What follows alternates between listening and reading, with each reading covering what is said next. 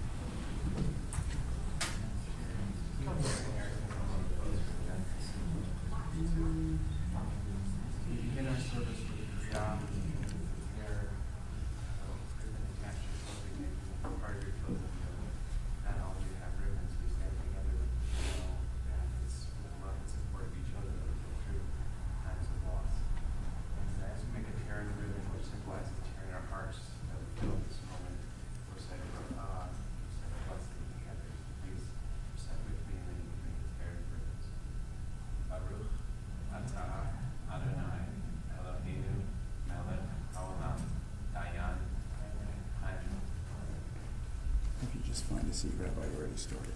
Thank you.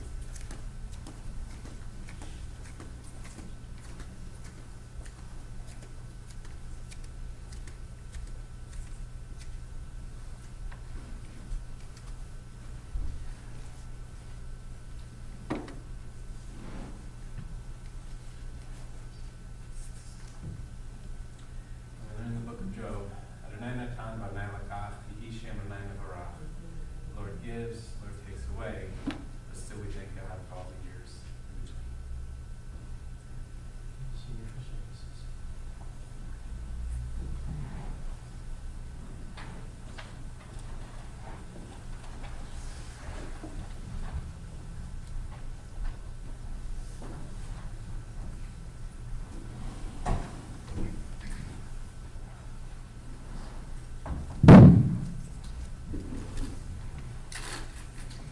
Ladies and gentlemen, as we begin our services, if we can please kindly turn off all cell phones or electronic devices, or please place them on silent. Thank you.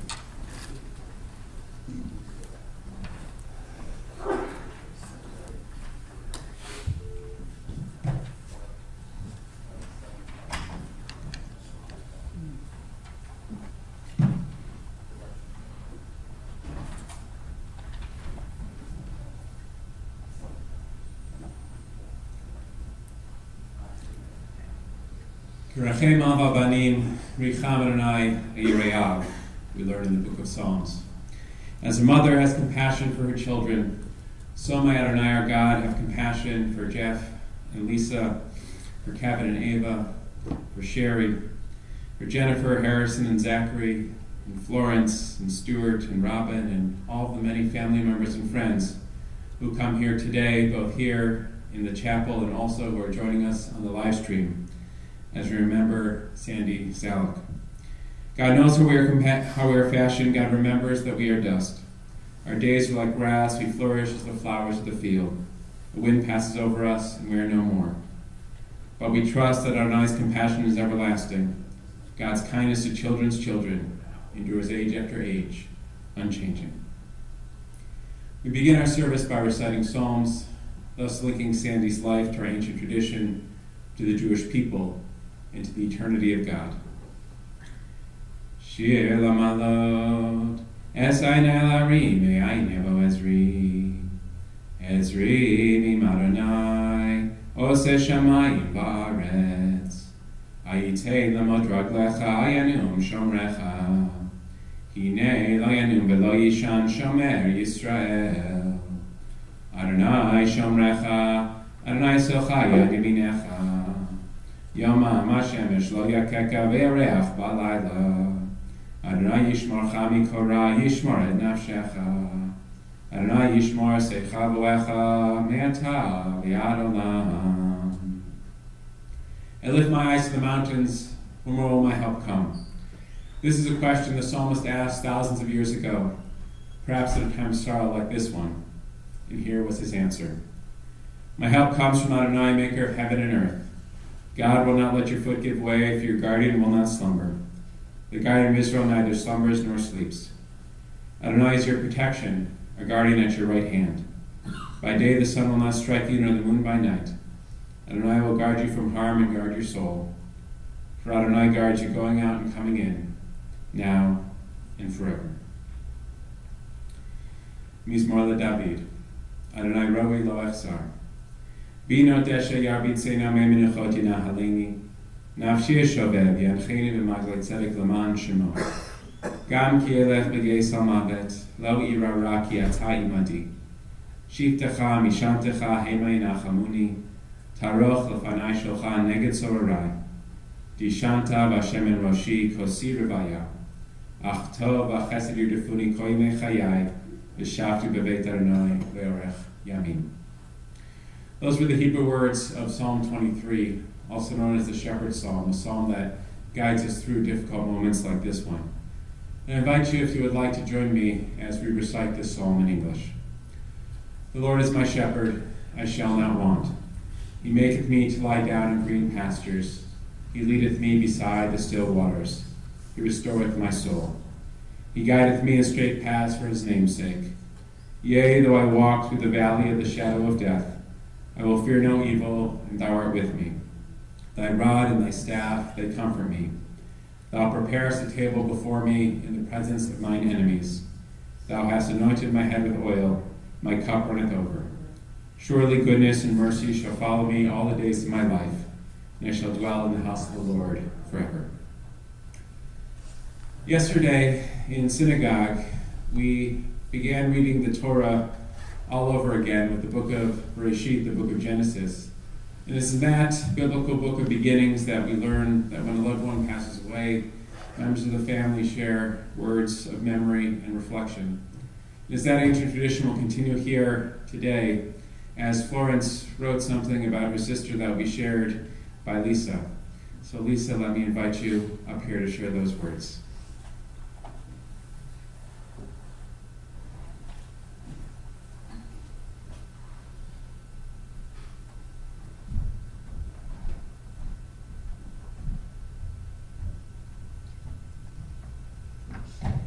Parting gift to my dear sister. As we sat by her bedside, it was evident that our beloved Sandy's remaining time with us was limited. A phrase from our Torah dominated our thoughts. Guard our coming in and going out. Amen. We are mere sojourners during this course of our lives here in this world. That which we call life is but a mere span between our entrance and our exit from life. Who was this woman for whom we are gathered to honor and say our goodbyes? Of what was her life comprised? For 52 years plus, she was the wife to the late Leonard Saluck, mother to Jeffrey, Kevin, and Sherry, mother-in-law to Lisa and Ava, Nana to Jennifer, Harrison, and Zachary. The first letters of her name embody her nashom, or spirit. S, serene, graceful, and charitable. A, accomplished in raising 3 extraordinary people. N, natural-born artist in oils, crafts, and decorating. D, devoted wife, partner in health and business. I, individual who cherished family and friends. Born in Montreal, Canada, to Sally and Saul Goldblum, she was the middle sibling to Florence and the late Fred. After enduring 13 Arctic Canadian winters, she happily threw her final going-away party and moved along with family to the States. A keen student, Sandy was thwarted at Temple University in her original goal of becoming a speech therapist. The faculty deemed her Canadian accent an impediment. She found her niche in the medical field by fitting patients according to their needs. Alongside Len, she developed a flourishing medical equipment business. Sandy's attention to detail, ability to recall names, faces, and her gentle manner were assets that complemented Len's business acumen. Who played Cupid to Sandy's meeting her lifelong love? Her dad and a former classmate at the Palma College of Pharmacy and Science, class of 1923, played that role. Each had a young adult whom they believed should meet. Sandy had a party at her home. Art and his buddies, current graduates from the Philadelphia College of Pharmacy Science, met. Sandy were co-eds. Among his friends was Len, who regaled the group with his piano playing of Fairley's. That and the little one's ability to kibitz won Sandy's heart.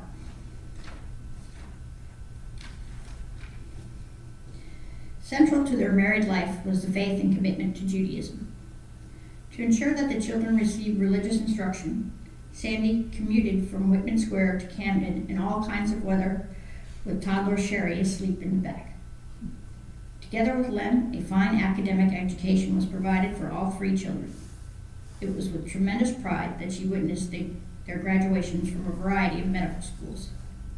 Reciprocally, Sherry got the kinks out of Sandy's neck as she realigned her spine.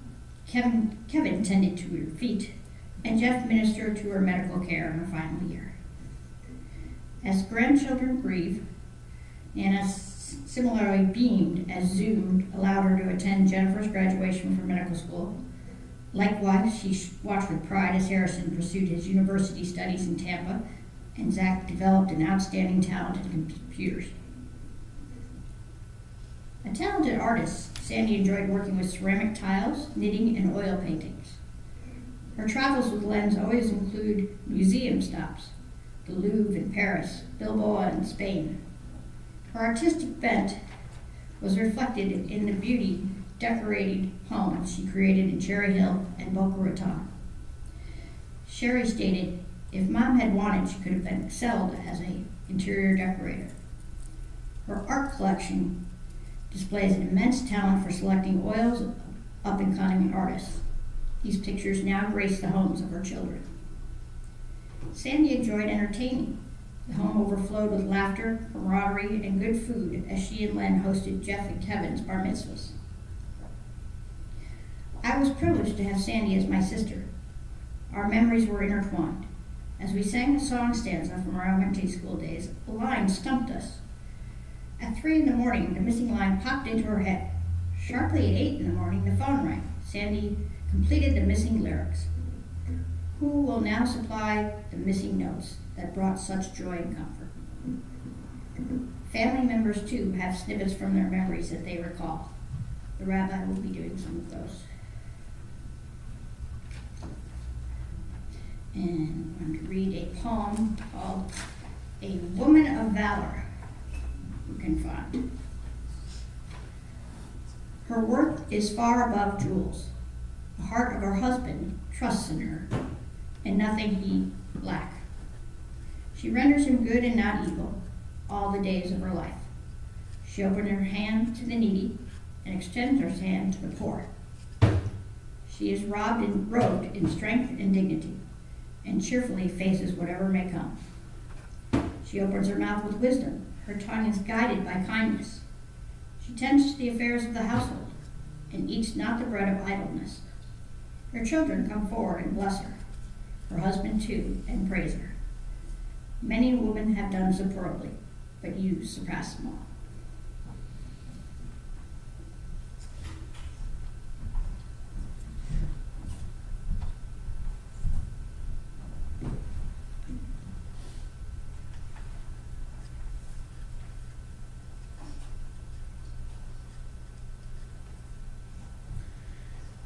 Thank you, Lisa, for sharing those beautiful words, and to Florence for writing those beautiful words about your sister.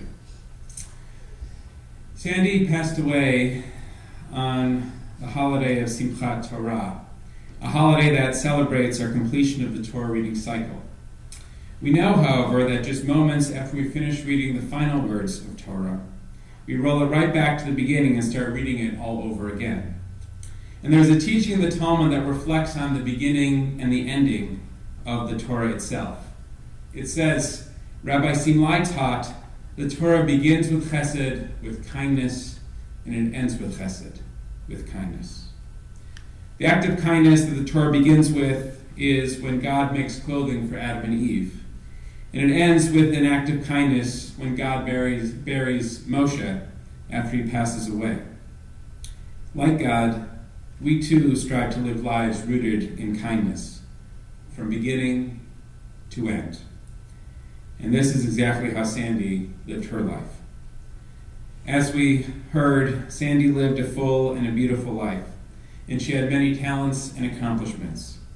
But what tied it all together in her relationships with family, with friends, with customers, and with colleagues was a deep sense of chesed, of kindness, of gentleness, of sweetness with which she lived. And because of this, we know, even at this sad moment, we are brought comfort and even a sense of joy as we reflect on a life well lived. As we heard a few moments ago about Sandy's journey, it went from Montreal to Philadelphia to Vineland and ultimately to Cherry Hill and to Boca. 52 years of the journey were with her beloved husband, Len, Zichrono Livracha, blessed memory. Sherry, you said that your mom and dad were such an amazing team. Not only did they raise a wonderful family together, they also worked together at the pharmacy and the medical equipment business, with Len being out front chatting with the customers and Sandy working more behind the scenes. And she was excellent at remembering not only people's names, but also their stories. And often you said when someone walked into the store, Len would jump out and warmly greet them, and then he'd turn and quietly whisper to Sandy, "Who is that?" And she, of course, would discreetly share not only the person's name, but also their history, how they knew them, and everything about them. And Sandy also helped by fitting people with their medical equipment, doing so gently and kindly, and making people feel at ease at what can be a difficult moment. Len and Sandy also genuinely enjoyed spending time together, traveling, volunteering, going out to antique shops and auctions where they would find the most unique and lovely things. They just loved being together. You know, when a couple stands together to be married under the chuppah, under the wedding canopy, we recite for them Sheva Brachot, 7 blessings of joy. And in 2 of those blessings, we pray that the couple become Ra'im Ahuvim, beloved companions. That blessing that was recited under Sandy and Len's chuppah was certainly fulfilled. When I asked Jeff, Kevin, and Sherry about memories of their mom from growing up, the first thing they all said was lists. Sandy was a copious list maker. Kevin said that her lists even had more lists. She had grocery lists, packing lists, going to college lists, going to Boca lists, coming back to Cherry Hill lists. You name it, she had a list for it. And this was one way that Sandy demonstrated her incredible organizational skills, another one of her strengths. She kept things organized in business and around the house. Not only was this extremely helpful for the whole family, it also, I think, connected to the acts of kindness that so characterized Sandy. Kindness and organization both required thoughtfulness and attention to detail. This, too, is how Sandy lived her life. And Kevin, you also recalled how your mom was an adventurous cook. She got many of her recipes from the bulletin, and you said that some of your fondest memories were of her 7-layer casserole and her meat pie, which, based on the reaction when he mentioned those, were clearly memorable dishes for the whole family. Your mom had a rule that you couldn't leave the table until you ate at least some of what she had made for dinner. And this led to many nights when your dad came home from work late and found Kevin and Jeff still sitting at the dinner table, refusing to eat. He usually told them to just go to bed. And despite some of her cooking adventures, however, Evan agreed that Sandy was a great cook. Sherry recalled her sweet and sour meatballs, her soups, strudel, and rugelach. Len would roll out the dough for that. She also made zucchini cake as everyone's Hanukkah present. And the zucchini came from her garden, and she put in everyone's favorite ingredients, and it was delicious. And Ava recalled how when you and Kevin were first married, you had Sunday dinners together, and Sandy made the best beef barley soup, which could have been a meal in and of itself, and you loved it when she put it in containers to send it home with you. Sandy loved feeding her family, which allowed her to demonstrate her beautiful trait of kindness for the people who she loved most. And speaking of the people who she loved most, Jennifer, Harrison, and Zachary, Sandy loved being your Nana. And Harrison and Zach, you had many memories of living with your Nana these past several years. Harrison, you recalled late nights where you had to go downstairs to tell your Nana to turn down the TV so you could go to sleep. Often the opposite. It's usually not the teenager telling the grandparent to turn down the TV or something, but it turned out that way there. And you also, of course, helped her whenever she needed it, and especially when she fell. You recalled one time when she was sneaking downstairs to the basement to get some ice cream or another treat, something she frequently enjoyed, but you were there to pick her up. And Zach, you were her in-house tech support, whether it was her phone or the TV remote control, whatever she needed, you were there for her. And Jennifer, like your Nana, you said you also liked to bake, and recalled one time when you made a tres leches cake, which she wasn't even supposed to eat, but you still found chunks taken out of the middle of the cake with a spoon, and you knew exactly who did it. Sandy adored her grandchildren, and you all adored your Nana. And Sandy's kindness extended well beyond her family. She was also involved in many organizations. She was on the board of the American Cancer Society, the National Council of Jewish Women. She also helped with the Jewish Geriatric Home and participated in adult education programs at Bethel. She also was kind and sweet to customers who came into the pharmacy and the medical equipment store, and really to everyone who she met. And Florence, you also recalled how Sandy really hated to gossip, something that was particularly bothersome to her when she got to Florida. She never said a bad word about anyone and didn't like hearing about it from others either. And you also recalled how your mother would recite a poem that Sandy really took to heart.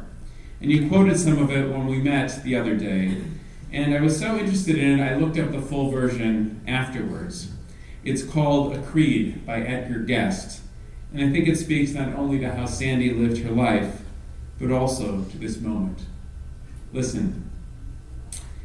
Let me be a little kinder. Let me be a little blinder to the faults of those around me. Let me praise a little more. Let me be, when I am weary, just a little bit more cheery. Let me serve a little better those that I'm striving for. Let me be a little braver when temptation bids me waver. Let me strive a little harder to be all that I should be. Let me be a little meeker with the brother that is weaker. Let me think more of my neighbor and a little less of me. Let me be a little sweeter, make my life a bit completer by doing what I should do every minute of the day. Let me toil without complaining, not a humble task disdaining. Let me face the summons calmly when death beckons me away. Death now has beckoned Sandy away, but the way she lived her life has served as an example and a model for all of you.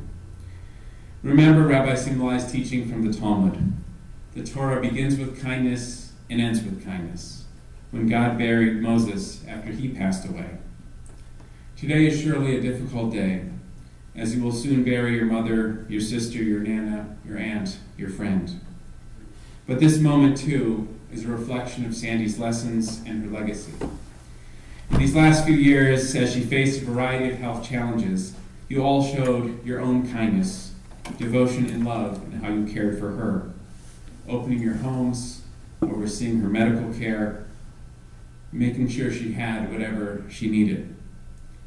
This is what is so beautiful about living with kindness, and why it bookends our most holy text. Kindness is something that deeply impacts others, and it is also remembered. It is because of this we know that the endless kindnesses that Sandy performed during her life will make sure that her memory will always be for a blessing. Please rise for a final prayer.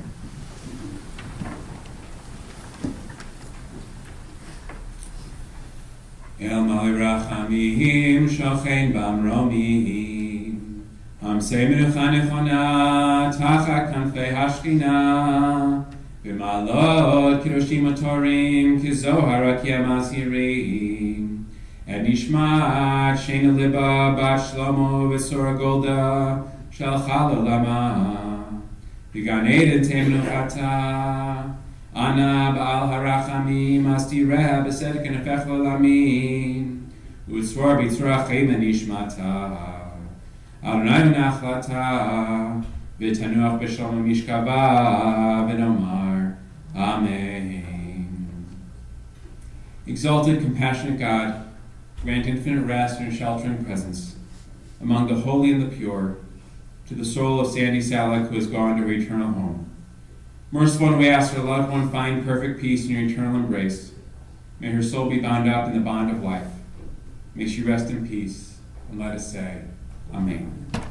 You may be seated.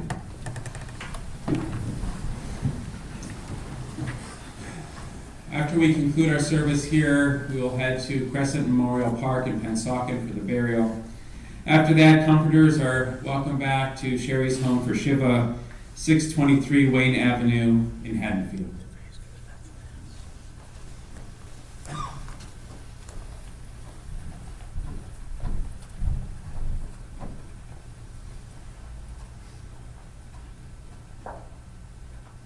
Will the pallbearers please step to the center aisle?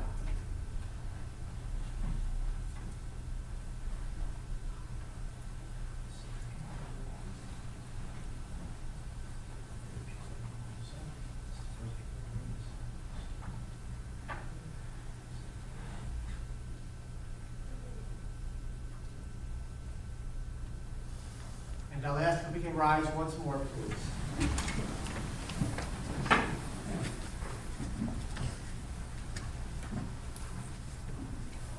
Place your inside hand.